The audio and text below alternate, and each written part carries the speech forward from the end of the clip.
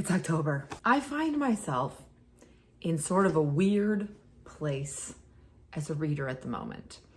My September wrap-up will come out in a couple days, and I had a very strange reading month in September. And because of that, and because I am hoping not to repeat that, I'm going to give myself probably the loosest TBR I ever had, with basically no books I have to read and just a ton of books I might read. Hi, I'm Colleen.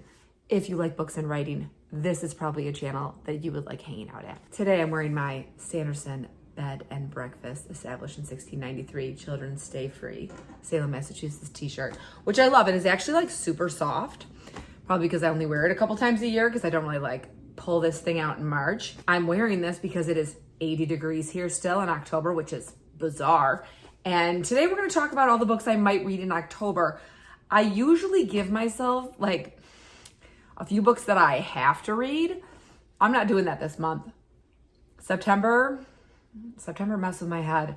So let's just go through. Let's see how many books I brought, because I have a bunch on my Kindle that I'm going to talk about, but then also I have a ton of hard copies. I have 8 hard copy books, and then I have 4 Kindle books, and then I have 2 books that haven't come yet that are on their way to me. Let's start with the Kindle books. I lied, I have 5 books on my Kindle I might read. So I forgot about one. I use NetGalley, which is a ARC reading site. But I've gotten approved for quite a few things recently that I think would be good to read in October. One actually is Deja Brew by Celestine Martin, which I got approved for that last year. And then I read like the first 2 chapters, like I think on Halloween. And then I just was like, usually I don't fall out of the fall spirit in November. I'm usually like fall till the day after Thanksgiving type of girl. But last year I was just sort of like not in the mood anymore for anything super autumnal. So that's on my list. That's like a really cute rom-com-y magical town story. It's the 3rd book in a trilogy. I think it's at least the 2nd book in a trilogy. But I remember from reading the first 2 chapters last year that like that wasn't an issue. And then in the last few months, I have gotten approved for these other arcs. One is The Cornish Witch by Alana Collins. I think I got that in the summer at some point. It's a historical mystery.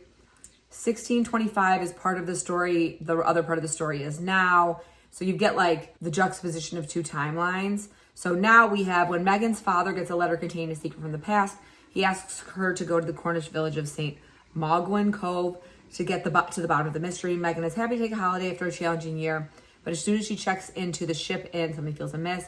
There are noises in the room above. The locals tell tales of smugglers and shipwrecks, and she can't escape the story of the witch who waits and watches from the top of the cliff. In 1625, Susanna and her daughter Cattell live a contented life, but without the protection of a husband and father. Susanna fears for Cattell's future as she blossoms into womanhood. The fishing community of St. Mawgan, I think it's Mawgen, Mawgan Cove, is close-knit.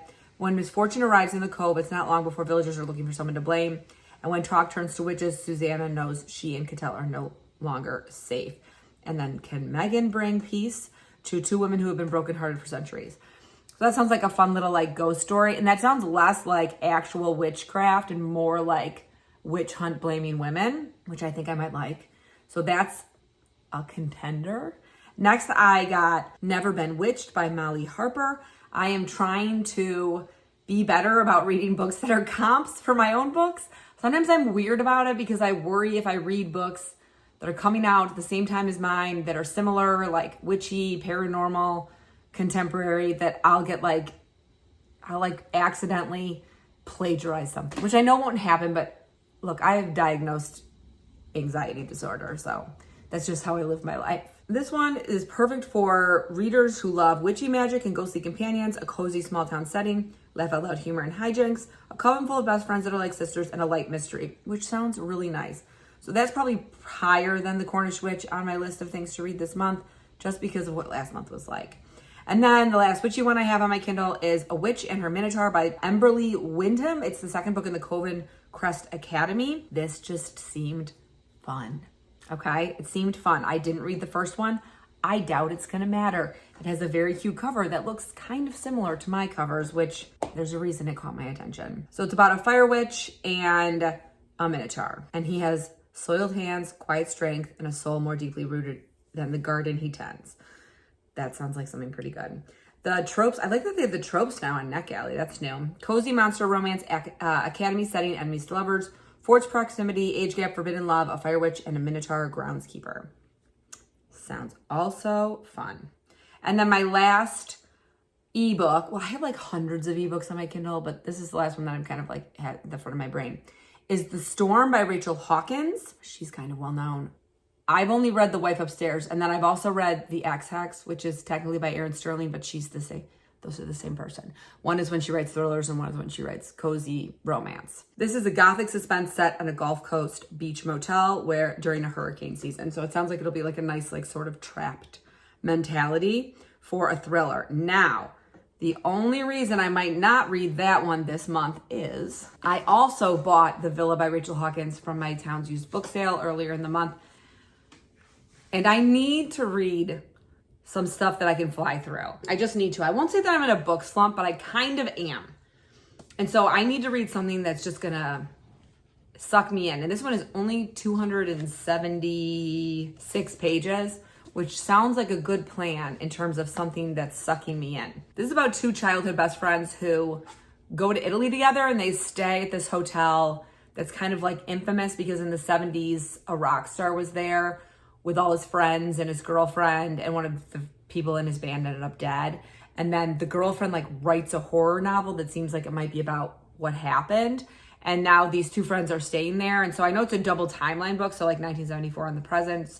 And I just think that might shake me out of my funk. Something like that might shake me out of my funk. Another book that might shake me out of my funk is a Lindsay Sands Highland Brides book. This one's Hunting for the Highlander. I've read almost all of them. This one's got a big rip on it. This is about Geordie Buchanan. Finally we're at the youngest of the Buchanan brothers, but I know there's a secret Buchanan brother somewhere. He's gonna come soon. I'm just gonna read you the back of the book. Lady Dwyn Innes feels utterly out of place among the eligible women who've descended on Buchanan Keep, vying for the attention of the last of the unmarried brothers. She isn't long-legged or slender like her sisters, or flirtatious and wily like other lasses. Since her betrothed died, Dwyn has resigned herself to becoming an old maid, yet a chance encounter with a stranger in the orchard awakens her to a new world of sensation and possibility. After weeks away, Geordie Buchanan returns to find his home swarming with potential brides, thanks to his loving but interfering family. But one lass in particular draws his attention from the moment he spies her climbing a tree. Lady Dwyn is not nearly as plain as she thinks. Her lush figure and eager kisses delight him, as does her honesty, but the real test lies ahead, eliminating that hidden enemy so that he and Dwyn can seal their Highland passion with a vow. Someone's always trying to murder someone else in these books, and they're really good. They're really good. So I also grabbed Rules for Heiresses by Amelie Howard. I got this at the used book sale in my town last month. I didn't really know anything about it other than I liked the cover. So here's your blurb. Lady Ravenna Huntley rues the day that she must marry. She's refused dozens of suitors, all to safeguard her hope for a life of adventure. But now, with a blackguard intent on ruining her, running away, even if brash and foolhardy, is Ravenna's only option to take back control. Scorned and shunned by his stepmother, Lord Courtland Chase, grandson to the Duke of Ashvale, swore never to return to England, but when a twist of bad luck throws the rebellious heiress into his arms, at the very moment he learns he's the new Duke, marriage might be their best chance to avoid a scandal. Although their union forces Ravenna and Courtland to face their fears head on, their growing attraction for each other makes them wonder if their marriage truly will be one of convenience or something much more. So it sounds like marriage of convenience. And I like that trope. And also, sometimes I feel like when I get like in these sort of book slumps, that I just need to read like several historical romances and then everything will be better. Speaking of, I also have Never Cross the Highlander by Lisa Rain. I have started this, but I'm only on page 28. So I started this one night when I had left my book I was reading downstairs, and I wanted to read a couple chapters before I went to bed. But it was like 2 weeks ago, so now I'm a little fuzzy on the details, so I might start it over. We have Ailsa Connery, who has waited 3 long years to finally escape her enslavement at Stirling Castle and reunite with her clan, but her carefully laid plans are completely destroyed by the arrival of the infamous Highland warrior known as, and then there's like a Scots Gaelic word, it's like Dov Mahun, the Black Devil, who has plans of his own. Calum. McNeil's fearsome reputation has long allowed him to keep hidden his secret double life of freeing enslaved captives across the land. It's only when he kidnaps a servant lass, quite by accident, that he finds himself facing a wee predicament. He must accompany the lass home or risk her exposing his true identity. It'd be easy enough if the feisty hellion didn't fight him at every turn. As they make their way to the highlands, the perils the two must face are surpassed only by their constant sparring. Soon their heated sniping sparks heat of a totally different kind. The kind that ignites a hunger that could consume them both. Yet the difficult journey is no match for dangerous secrets they're about to uncover. So, we got road trip, we got enemies to lovers, we got secret identity. Sounds like a fun time. Now, I've had this book for, 2 or 3 years. And I just the other day had kind of like an inkling to pick it up. And I'm not sure why. And I don't know if it'll happen, but it might. And it's The Witch and the Tsar by Olyeska Selenikova Gilmore. This book came out a long time ago. I bought it used 2 years ago. It came out in 2022. So probably got it used in 2023, I'm guessing. It has a map. It takes place in Russia.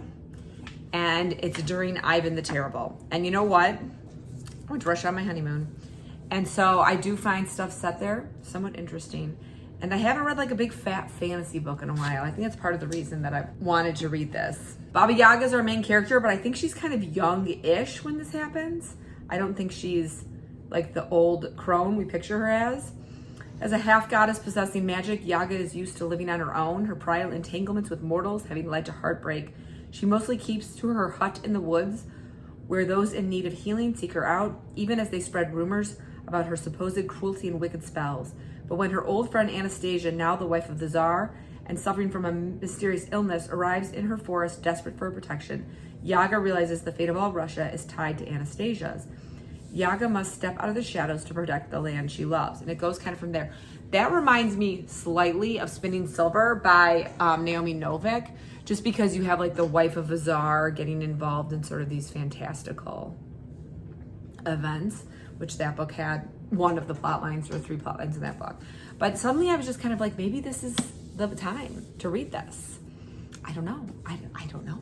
There are so many books on this TBR. Next, I have 3 books I kind of started in September, but then put down to read other things, and maybe I'll pick back up. I don't know. The first one I'm going to finish. It's The Bone Witch by Rin Chupeco.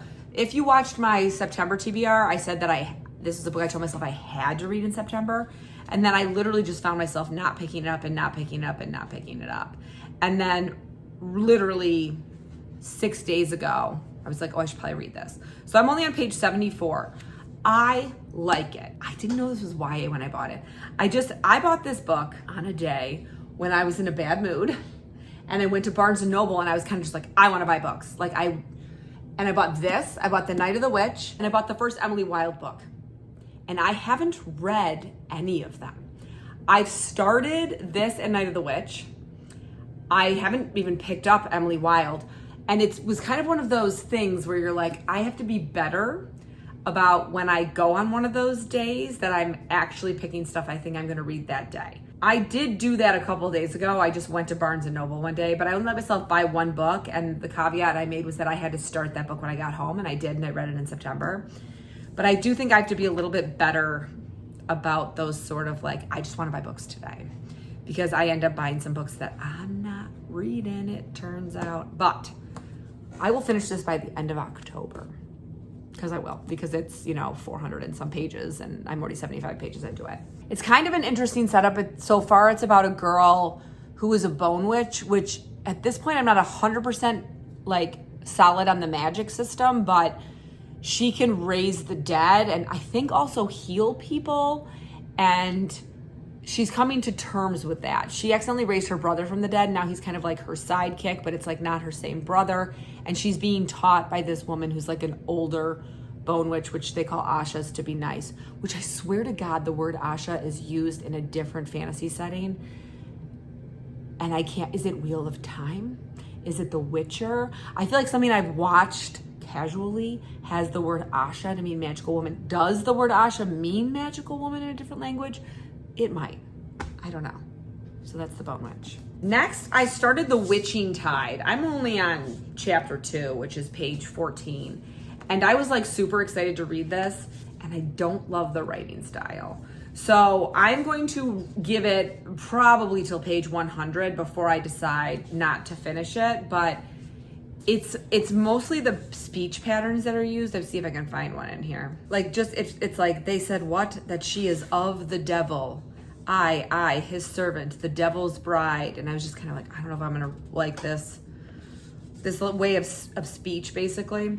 But I'll give it a little bit longer. And I mean, it is the time of year. 'Tis the time of year. It's a very pretty orange cover for October. Lastly, I don't really count this as starting it because I read the first page and then something happened and I put the book down and I was literally like in this room, picked it up, read one page. Child probably needed me and then I was out, but it's Bury Our Bones in the Midnight Soil by V.E. Schwab. I need to read this book. I don't like to not read book of the month books. I like to read them quickly and I don't like them to sit on my shelf and gather dust. I've also been better about not ordering too many books from book of the month. I did order books this month, which I'll talk about in a second. This is a 100-year-long romance between two women who are vampires by the woman who wrote Addie LaRue. So I do think I'll like this book. I do think that I'm a little tentative because one, it's a big fat book. It's like 550 pages. And two, Addie LaRue made me cry so hard I had a minor mental breakdown. So I'm not like super excited to pick this up. I also have had, and my September was so busy with writing work. I have like a really big push for the next 3-ish months of some stuff I have to complete for writing projects. And so I do keep reminding myself, like, once January hits, I'm gonna have like a couple month break and then I'll have another big push in the spring, but it'll be okay. But then after that big push in the spring, I won't have anything, like I kind of am gonna hit like a reset button, which I'll do a video about that. So part of me is like, is this a book I should be reading once I don't have all these other deadlines hanging over me and I can kind of just be like, yeah, I wanna read a 540 page book and it'll just take me 5 days instead of 3 weeks because I'm just trying to find little snippets of time to read. Whatever. This is me I should just say that this TBR is like me having an existential breakdown about not having enough time to read anymore. Okay, now let's talk book of the month. I ordered 2 books from book of the month a couple days ago. I don't remember exactly when the titles came out, and I'm just going to tell you what the titles were, what I picked, and the future of me and book of the month. So the titles were Red City by Marie Lu, which was fantasy, Never Over by Claire Gilmore, which is romance, The Haunting of Payne's Hollow by Kelly Armstrong, which is a paranormal thriller, Hazelthorn by C.G. Drews, which is YA Gothic, The Second Chance Cinema by Thea Weiss, which is magical realism, and The 10-Year Affair by Erin Summers, which is lit fic. Now, let's talk about what I picked and how I narrowed it down. I knew I didn't want to read Red City because it just looked like a really epic fantasy, which I'm not in the mood for. I didn't want to read Never Over because I don't really read romance from book of the month. I did not want to read Hazelthorn by C.G. Drews because I didn't want to have another YA on my list. I've got The Bone Witch. I literally have Night of the Witch upstairs, another YA that I just haven't really been like into. So I didn't want to add another one to the pile. Okay, so then we've got The Haunting of Payne's Hollow and The Second Chance Cinema and The 10-Year Affair. Those were the 3 I was like deciding between. And honestly, I didn't really want any of them. I skipped last month. I've skipped a lot of months. I was looking at how many books I got from Book of the Month this year, and it's a lot less than normal. And you can wax poetically for hours on why that is. But first I was like, I'm gonna get The 10-Year Affair. I haven't read a lit fic in a long time. I should do it, whatever. I read the sample pages and I didn't love them. And so then I read the sample pages of Second Chance Cinema and I didn't love them. And then I was like, I am gonna have to get The Haunting of Payne's Hollow, even though it's scary. There's a leaf blower right next to me. I hope you can't hear it. So The Haunting of Payne's Hollow is a paranormal thriller. It's slow build, it's supernatural, it's action-packed, and it's creepy. And it's about a woman whose grandfather dies and leaves her this house. She has to live there for 1 month though before she can sell it. And whatever. I don't usually like stuff that's really scary, but I think I'll be fine with it. It's a spinoff of The Legend of Sleepy Hollow, which did scare the crap out of me when I was a kid, but I think it'll be okay. But the main reason I had to buy it is because I want to read The Academy by Ellen Hildebrand now. That is the book I am most excited to read in October. It was an add-on in September. I was really annoyed it wasn't a main pick because I wanted to read it in September. I still want to read it. So I was like, I'm just going to get the paranormal thriller and then I can read The Academy. And so there you have the actual book I'm most excited for to read in October, The Academy by Ellen Hildebrand and Shelby Cunningham, who's her daughter. So if there's one book that I'm actually going to read and finish no matter what in October, it's that one. Oh, hey, did we literally just switch locations into one of my children's bedrooms? We did, because there's a leaf blower outside that's so loud, there's no way I could film an outro with anyone hearing what I was saying. Basically, this was like the weirdest, sorry, the lighting is also bizarre in here. This was like the weirdest TBR I've ever filmed. And I just wanted to show everyone where my head's at. And that is that I don't know where it is. I don't know what's happening. And I hit these points every year where I'm just like, do I read? Am I a reader? Do I like books? Do books I enjoy still exist? And I know they do. I just have to get out of my head and get out of my book slump and I'll be fine. I will be fine. So the two things you can know is at the end of October, I will have read The Academy by Ellen Hildebrand and I will have finished The Bone Witch. And other than that, I have no idea, but I really look forward to letting you know what happens this month. Thank you for hanging out during this pretty bizarre TBR. And if you made it this far and you want to let me know you did, you can either give me a big stack of books emoji in the comments, or you can tell me what you're most excited to read about in October. Are you like a big witchy reads person? Are you like a dark academia person? Whatever you're into, please let me know. And as always, I hope you're in the middle of a good book, about to start reading a good book, or about to start writing a great book. I'll see you soon.